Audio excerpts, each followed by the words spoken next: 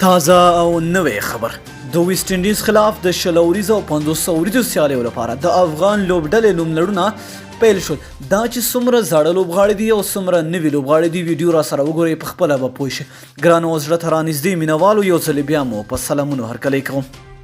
ټاکل شوي چې افغان کرکټ ملي لوبډله د ویسټ انډیز لوبډلې پر وړاندې راتلونکي میاشت کې د لوبو لړۍ پیل کړې ده.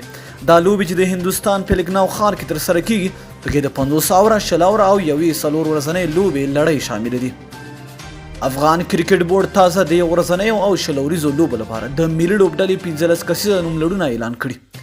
د کرکټ په رسمي فیسبوک پاڼه خپاره شوي سکواډونه کې یو شمېر نویو لوبغاړو ته هم فرصت ورکول شوی دی. د 1 ورځنۍ لوبو نوملړ کې راشد خان ارمان لوبډل مشر، اصغر افغان، حضرت الله زازی، رحمت شاه، جاوید احمدی، کریم جنت، افسر زازی، محمد نبی اساخیل، نجیب الله زدران، گلبدین نائب، شرف الدین اشرف، ابراهیم زدران، یمین احمدزی، نوین الحق، اکرام علی خیل او مجیب الرحمن زدران شامل دي.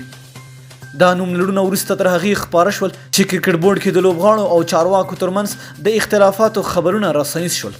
هممهاله په ټولنیزو رسنیو کې پر افغان کرکټ بورډ نیوکې پیل شوې چې ولې د ویسټ انډیز خلاف لوبو لپاره د لوبغاړو سکواډ نه اعلانوي.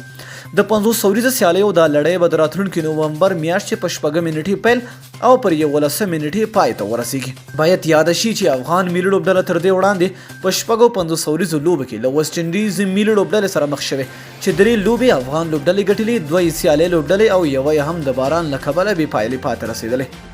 دارنګه د یادې لوبډلې پر وړاندې د افغان لوبډلې 40 اوریزه لوبلړۍ لپاره په خپاره شوي نوملړ کې د رحمت شاه، اکرام علی خیل او افسر زازی پر ځای فرید ملک، رحمان الله ګربز او سید شیرزاد ته موقع ورکړل شوې ده.